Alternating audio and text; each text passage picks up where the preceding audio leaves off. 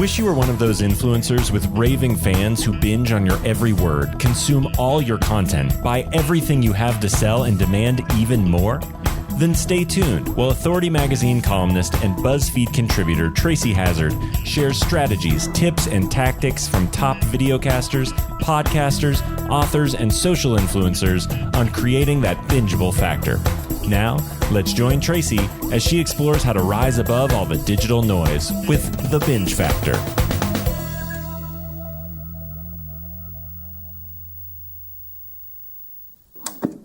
Hey everyone, welcome back to the Binge Factor. I'm Tracy Hazzard, and today we're going to talk about thought leadership. We're going to talk leveraging thought leadership with Peter Winick. And Peter and I actually already met because I already wrote an article about him. Normally, the whole process works here where I interview someone on the show and then I write the article about him. But I already wrote the article about Peter before, and now I'm inviting him on the show to come back because I thought he could really share some valuable insights into how he's using his show. Because his show is not set up to be a big audience grab, big listener grab. It's set up on that guesting strategy side, the strategy by which your connections and your rapport with guests really helps you build your show, really helps you build your business. And so that's why I wanted to bring Peter on, because that is an interesting aspect. And it is probably the number one most effective aspect I hear from people who say, I have a successful show. It isn't I have a successful show because I have millions of listeners. It's I have a successful show because my business is successful because of my podcast. And that's where Peter falls in today. So let's introduce him. Peter Winick is the founder and CEO of Thought Leadership Leverage. For the past 2 decades, he's helped individuals and organizations build and grow revenue streams through designing and growing their thought leadership platforms, as well as acting as a guide and advisor for increasing business to business sales of thought leadership products. His clients come from a diverse set of backgrounds and specialties. They include New York Times bestselling business book authors, members of the Speakers Hall of Fame, recipients of the Thinkers 50 Award, CEOs of public and privately held companies, and academics at prestigious institutions such as Yale, Wharton, Dartmouth, and London School of Business. Peter has built his career in thought leadership leverage to serve the needs of these individuals and others like them. Specifically, he uses his entrepreneurial experience and spirit along with a passion for using relationships to leverage growth to help CEOs, business owners, and internal practice leaders looking to grow revenue, revitalize marketing, and improve customer experiencing through applying the principles of thought leadership. Leveraging Thought Leadership is a podcast, and it's a really interesting deep dive into the interview process and connection and rapport building through the guest process. So I can't wait to talk about that with Peter, and I can't wait for you to listen to it. So let's go to the interview. Peter, thanks for joining me. Hey, thanks for Leveraging Thought Leadership. I love the topic. It's a great topic. It's very focused, which I think is probably why it's working so well for you. Yeah, I mean, the when we chose the topic area, we went really, really narrow based on our objectives, and I think, and we've stayed with it. We don't deviate from it because it's always easy to get distracted and say, well, that sort of doesn't fit, should fit, kind of fit. It either fits or it doesn't. So yeah. So as I mentioned in the intro here, that I wrote an article about you. Normally I do an interview and then I write an article, but I wrote an article about you and then we're doing the interview afterwards because there were some things that intrigued me about what was shared in the cool. Q&A, which is we're going to make a movie and do a play next? Yeah, we'll just go backwards through it. We'll just go in reverse. I love that. It's just, why not try it that way? But you said the first 9 months or a year were fun, but I learned a lot, but it didn't move our business. Now we have a flywheel effect in place that is amazing for our brand and is an incredibly cost-effective way of acquiring net new clients. That's what I want to talk about with you here today. So how does this flywheel work? Like, what is working for you on this guesting and getting new clients? Like, why is that working for you? So I'll go a half a step backwards and then answer the question directly. So years and years ago, probably a dozen plus, when I started blogging, I went to a friend of mine who had 7 or 8 pretty well-known blogs at the point. And I said, give me some tips, Raj. What do I got to do? And it was this very Yoda-like patience young man, and I wasn't quite young. But his whole thing was, if don't commit to doing a blog, commit to doing 100. So I had not necessarily the same 100, but that same mindset when I started the podcast, because I'm like every other entrepreneur. I'm impatient. I don't have time to waste. If I do something, I want to see a result like yesterday, immediate gratification, all that, right? Except it doesn't work, right? So if I would have done 5 episodes or 10 or whatever, that was a waste, and we wasted money and time and effort and energy. So I committed to, I don't remember what the number was, 50 or 6 months or some significant investment to work out the kinks and then see any results. So I was watching the metrics, but it wasn't until, almost about a year into it that things is sort of the compounding interest effect where things started happening. So in the beginning, for example, going back to your question, I cashed in a lot of chips with friends, colleagues, et cetera. I have a pretty good network. I've got access to lots of authors, thought leaders, speakers, to people that we wanted to be as guests. And I would just ask people to come on. They would do me a favor and we chat, and, voila, we have a podcast. Then what started to happen, which was really interesting / weird / odd, was all of a sudden out of nowhere, these podcast agencies or guesting agencies, or call them with specialized PR firms, started pitching to us all these different, pretty impressive folks. And I'm like, this is pretty funny because our numbers are pretty horrible from a download perspective. But that usually happens in the beginning anyway. Yeah. Yeah. But Oprah, Tim Ferriss, you have nothing to worry about. I'm not even in the same universe to pretend to nip at your heels. But all of a sudden people were spending. So what that led me to understand is certain types of people are spending money to get these people to pitch them to be on our show.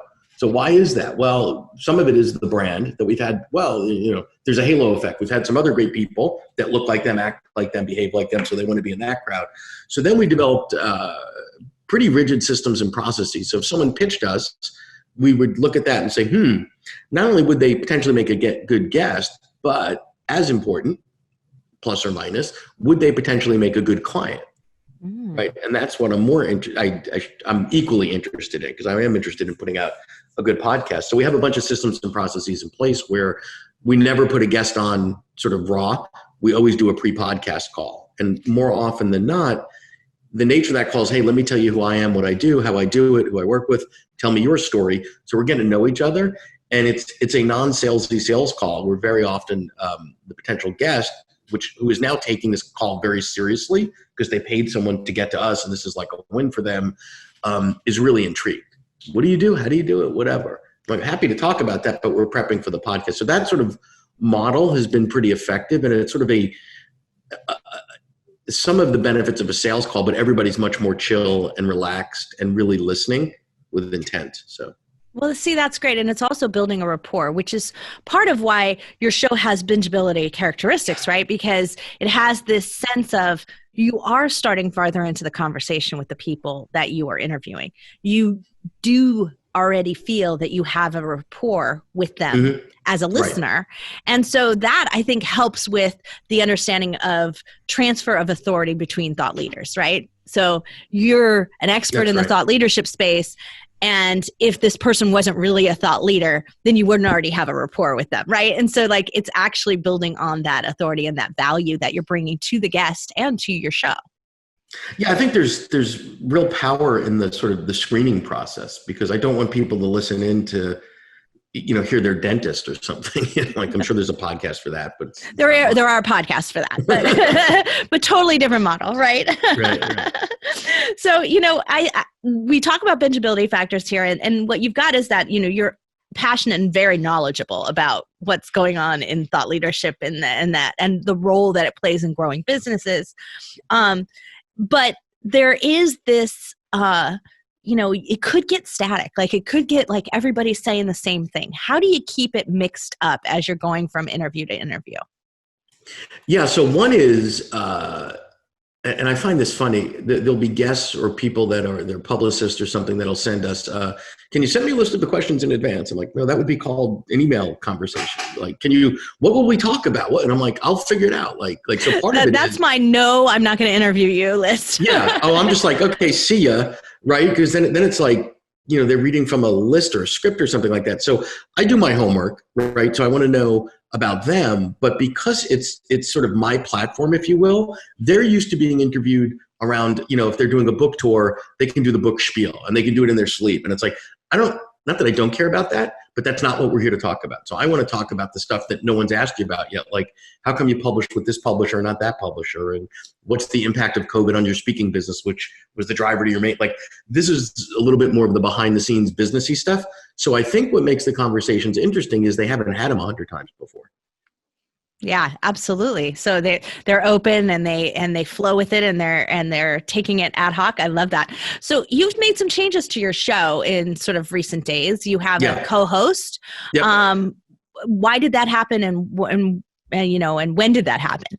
Yeah, so that just happened, I don't know, the last 45 or 60 days. So what happened is, again, the podcast is there to serve the business. We don't make money directly from the podcast. So as our business changes and evolved, we decided to sort of evolve the podcast. So traditionally, the markets that we've served are the individual author, speaker, thought leader, consultant, academic. And we still do that all day, every day. However, a few months pre-COVID, we realized that there is opportunity for us to take the expertise and skill set that we have and work in a totally different market. And the way that came to us is sort of the coconut fell on our head when two very large Fortune 100 companies reached out to us within 2 weeks. And we're a 12-person firm. We're not Deloitte. There's a lot of things we're not in our space. We're somewhat kind of maybe well-known-ish, but certainly not in the Fortune 100 space. But the two calls were pretty much similar. Hey, we're investing in thought leadership. Your firm's name keep popping up to the top, somewhat due to the podcast. Can you help us? So from that, Bill Sherman, my chief operating officer, is now co-hosting the sessions that we do that we're calling the organizational thought leader. So the theme for that is a little bit different. So you're having a shift in theme too. Yeah. So the shift in the theme is it's not only author, speakers, thought leaders. We denote it in the graphics and all that on the episodes because not all of our traditional audience would care about that, and vice versa. So we're looking like Bill has interviewed the head of thought leadership at ARP.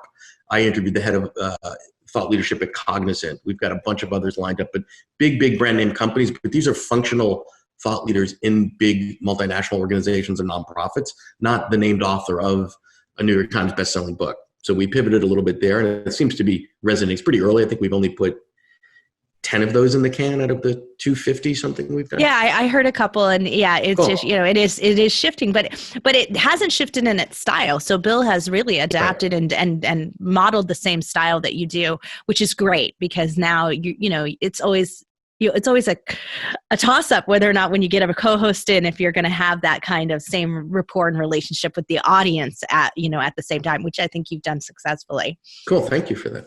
Yeah. So you've also done a few, I'm going to call them topic-based episodes, roll-up style episodes where you have multiple guests, but they're focused on topics like trust or keynote speaking. Now, those are, to the average person that sounds really cool and like, oh, have multiple guests and have all these features and it's like a highly produced show, but it's also a lot more work on the other side of it too. Yeah, it was actually what we did with that. We did those as an experiment. And I wasn't convinced that it was worth the effort. So I don't know when we'll do those again. But the concept was, let's do a highlight reel. Instead of now our shows are only 20 minutes like yours. So I try to keep them short and tight. But then we realized that when we're promoting them on social, a lot of our guests have significant audiences. So then we thought, so if we take, New York Times bestsellers and we put together sort of a montage of 5 New York Times bestsellers and my interviewing each of them separately for 3-4 minutes that we pulled from a show, put it together, maybe that would be interesting. It was somewhat interesting, but it was basically a lot more work for basically the same downloads and reach. So I don't know when and if we'll do that again. To me, it's just one big experiment. So.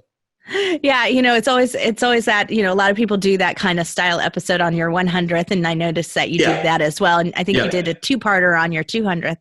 And so you do that, and it seems like, oh, this will be fun and easy, but it's not easy because you have to go pick the spots, and you have to do that because you can't just sub that out to someone because it needs to be the right clips with the right people to effectively send the message that you want to send to future guests, to clients, to the right people that you want. No, and I have a great team, but that was really the gist of it, is going through each of the episodes to stitch it together so it doesn't, it doesn't look like, if you go have a junker car go by you that's got a blue fender and a green hood or something, like we didn't want that. So yeah, absolutely. Well done on those because I know how difficult those are. Cool. Now, when you started from the very first episodes, there's obviously that you have skills as an interviewer, had skills before you started the show.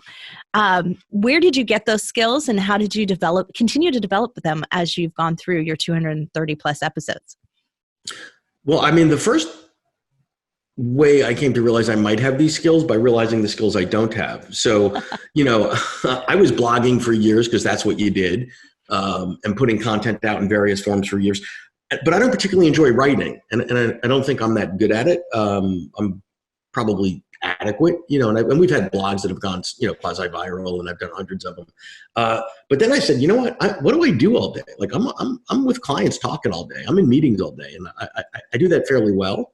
And I'm like, this podcast thing kind of sounds like a typical phone call that I do. I can be lazy. I don't need to do a lot of prep. I don't need to do a lot of work like with blogging where you get a little nuts with it.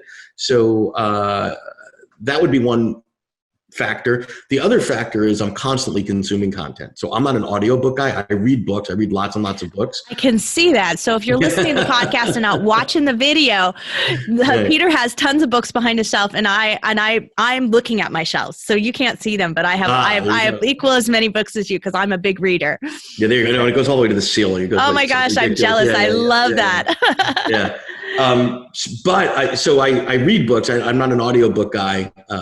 Because I think with like ADD, I'd have to put it on like 10x to get the speed that would keep me going. But I do listen to a lot of podcasts. So I think I've picked up a couple things along the way because there have been some authors that I love that have podcasts that are awful because it's a different skill set. Yes. And then others that are awesome podcasters that their books are horrible and everything in between. So I just try to pick up what I can and make it conversational. Oh, well, good.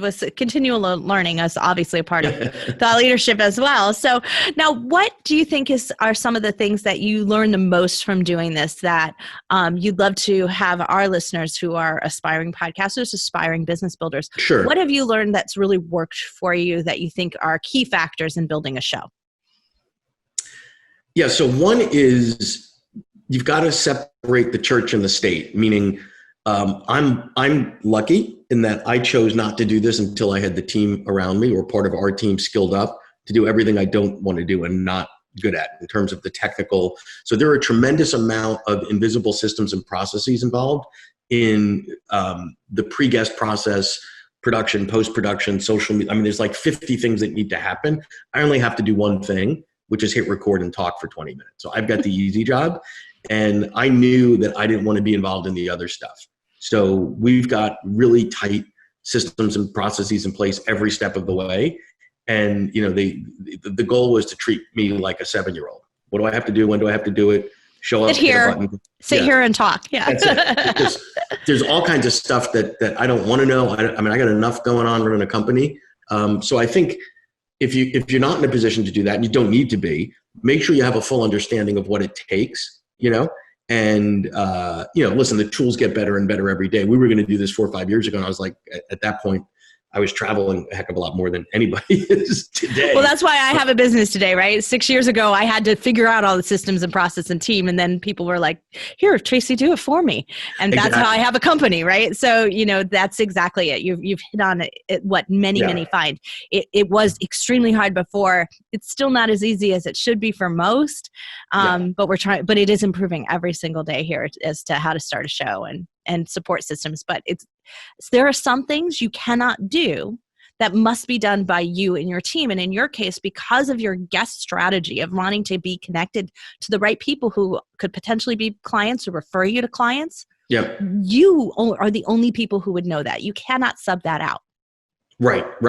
No, we've explained over and over again to a lot of these are the types we're looking for or whatever. And still many of them, 7 out of 10 they send us. I'm like, that's a dog trainer. Like, why? Whatever. That's that dentist I don't need to talk about. Yeah. But some of it is about incentive, right? So part of it is when you understand some of the agency's incentives, they get paid many on a per placement basis. So there's a lack of alignment because I engaged some of those services as a guest prior to launching the show to sort of learn a little bit. I wanted to be on the other side of the mic for a while. And I realized, like, wait a minute, they're trying to convince me to say yes to everything. And like, I got better things to do with my time. I don't deal with, micro businesses. I don't deal with stay-at-home mom. Like there's lots of things I don't do great. It's just I have no reason to That's spend not a time part there. of your show. That's right. Yeah. Well, normally on this show, I will go over the 5 things that you've learned about booking great guests and doing some of these things, but you've already done that. We already covered that in the Authority Magazine article. So for those of you listening to this is a reason to come to the blog post for this episode at thebingefactor.com, because there's an infographic that has Peter's top tips. Yep. And there'll also be a link through to the article so you can actually read about what he thinks about those tips. So he's going to share that offline and separate. So we're mixing it up a little bit here. But I do want to share with the audience what you consider to be your bingeability factor. So normally on the show, I always ask the guest what their bingeability factor is, and then but you actually gave that to me before, so we're going to go over that really quick. And then I normally give my view of it. So it's like a psychoanalysis of your show, right? So here we go. Yeah. So you believe that your bingeability is in the tight focus, the obsessively focused on the unique needs of our tightly defined marketplace. That's really great. And that seems like that was strategic from the beginning. Did you hone it in over time? Like, did that happen? Did you just hit on it and you knew it? We knew from the beginning that this isn't a hobby, that why are we doing this? We're investing real marketing dollars in a format in the hopes that it yields a return. So only if it was going to do anything else that any of our other marketing investments do, would that be true. So all we did, and this is where I think people get jammed up, whether it's social media, outbound, whatever, they get enamored by the medium. And it's like, no, you've got to have a really tight marketing strategy or a strategy in place first, which will dictate what you're doing and how you're doing it. Yeah. Well, so let me add on to my bingeability factors for you is that actually what you have is a high shareability factor, as opposed to the bingeability factor. So you have about 75% of the traffic that comes to your website and to your, which eventually will translate to your show overall, is coming from social. And that means that whatever you're doing right in your relationship building on the show with the guest, they're sharing it. So your team is doing something right, and they're doing, and the guests are doing that. Well, that's part of our process in that I realized that 9 episodes out of 10, the guest is far more well-known and interesting and probably has a bigger following than I do. And that's not an accident. Right? Right. And so that in and of itself, a highly shareable show should become a more bingeable show. And so those two things do go hand in hand, because especially if there's synergy in the thought leaderships, the thought leaders that you're interviewing, their audience is right for your audience. They're interested in that. So that's really where we see the bingeability can help a growth of a show. And in your case, the shareability can help the growth of a show. So, and it helps you get better guests, which at the end of the day is part of your strategy. Exactly. So for the new podcasters out there, or those ones that's sitting on the fence, aspiring to be one, but they haven't taken the leap yet, what's your advice? Number one, think about, hey, it's a year from now and all your dreams came true relative to podcasting. What are those? Why are you doing this? Right. And be really clear. Now, it could be fun. It could be ego. It could be whatever. But the more clarity and specificity you can get around that, the more you can stay focused and stay tuned into that. Right. If you're just doing it, well, everybody else is doing it. That's a dumb reason. Right. I'm doing it to grow my brand. I'm doing it to build my network. I'm doing it to find new clients. All those are great things, but really document them and hold true to them. Now, as you're saying that, it's starting to occur to me that though there are probably a lot of things to say, it's cool to be a podcaster nowadays, right? There's an authority building factor to that. So what has that effect been on the other side of your business? Like you getting asked for more speaking events, or maybe asked to be featured in publications. Like, has that had an effect just being a podcast host on this particular topic? Has it grown your ability to do more of those things? Yeah. So a little bit of, speaking, it comes about a lot of guest opportunity based on people sort of understand the style and all that. But I also think from a value prop to my clients and potential clients, we could talk about podcasting with authority because we do it. Not, hey, you should, maybe you should podcast. Like, no, here's what we've done, here's what we've learned, et cetera.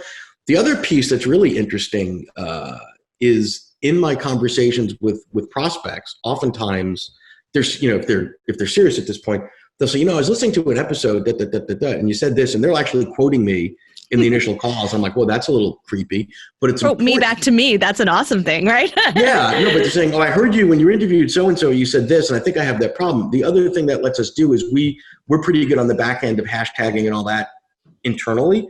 So if I'm talking to somebody, I know their issue is they're struggling with, am I going to publish in a traditional manner or in a hybrid or non-traditional manner? After a call, take me 5 minutes. I can say, by the way, here's 3 episodes you might want to listen to. There's a publisher, Greenleaf Publishing, and here's a publisher at Wiley, and here's someone that did it both ways. And I think those 3 would be interesting things for you to listen to. That adds wow, they know what the hell they're doing. That adds a lot of value. Yeah. Well, that follow-up is so critically important. So that's the last thing I want to touch on before. What do you think is one of the key factors, besides mentioning and sharing episodes with them, is a key factor in getting those guests to share your show? Yeah, I mean, asking and make it easy, because there's one email that could say, hey, Tracy, I posted our episode today. Can you share it? And you go, sure. There's another one that we do all the heavy lifting. Here's something you put on Instagram. Here's you have a job. You don't need me to give you more work to do. So if I'm asking you for a favor, the burden is on me to create the graphics and do all that stuff, which we do. And then we start letting them know before, we remind them, et cetera. And it takes a couple times. There are people that are amazing at it, and there are people that just aren't. They don't have the team or whatever. But we are constantly reposting recycling, if you will, old episodes through social. And it's amazing watching, a guest from an episode 1.5 years ago, the ones that are tuned in on social will constantly still retweet it and share and comment and all the things that actually it's part of what I would consider good guest etiquette to be doing those things now. Absolutely. I agree. Yeah. If you can't be a good guest, that doesn't bode well for your show as a host either, if you want to ask them on your show later. So you got to do both.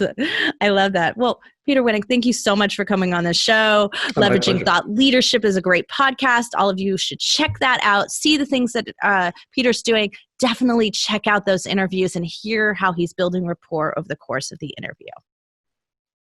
Thank you. So I hope you found that as interesting as I did. This thought leadership idea around podcasting, contributing to that, building the platform around it being a place that people want to guest, right? This is a robust conversation that's going on right now in overall in the business building and growth area marketplace. And Peter Winick's tapped right into the middle of the thought leadership around platform building for speakers, authors, and experts.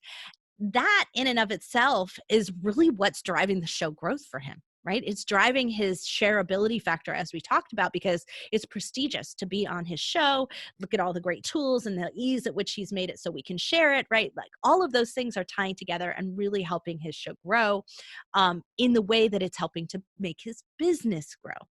So that's why I'm always bringing you some diverse ones that defining a successful podcast isn't always defining a successful podcast in terms of number of listeners. And I want to be really clear about you with that, because Peter's listenership has nothing to do with the success of the show, because the listeners aren't his clients. And that's not what's growing his business. It's just a different model of building a podcast, but that is working for him tremendously. And he believes it is one of the easiest and simplest paths that he's taken yet. And as you put it, it's all he has to do is show up and record. So luckily he's built that whole team around him too. And that has really worked in his favor as well. So make sure you check out Leveraging Thought Leadership. And you can check all the links to Peter Winick, to the show, to his website, to all of the things we talked about in today's episode. You can check that out at thebingefactor.com.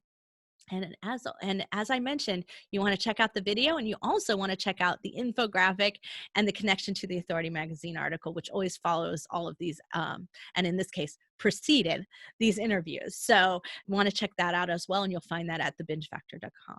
So everyone, the website's all brand new, all revised. Don't forget to go there. If you think your show, or you want to nominate a show that you love to be a guest on the show, you can do that at thebingefactor.com as well. We've got a couple of features, and we've got some new things coming up as we continue to revise and build and grow this show to be better for you, our listeners out there. So thank you so much for listening. I'll be back next time with another Binge Factor. This is Tracy Hazzard.